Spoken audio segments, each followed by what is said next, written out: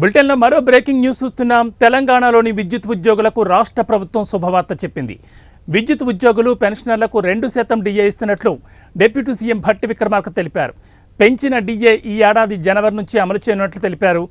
ఈ నిర్ణయంతో రాష్ట్ర వ్యాప్తంగా 71,417 మంది విద్యుత్ శాఖ ఉద్యోగులు పెన్షనర్లకు ప్రయోజనం కలగనుంది.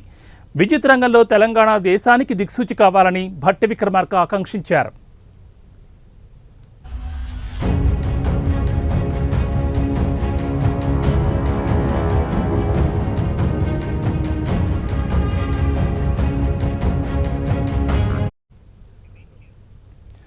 తెలంగాణలోని విద్యుత్ ఉద్యోగులకు రాష్ట్ర ప్రభుత్వం శుభవార్త చెప్పింది.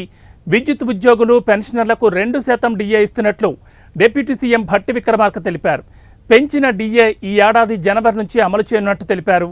ఈ నిర్ణయంతో రాష్ట్ర వ్యాప్తంగా 71,417 మంది విద్యుత్ శాఖ ఉద్యోగులు పెన్షనర్లకు ప్రయోజనం కలగనుంది.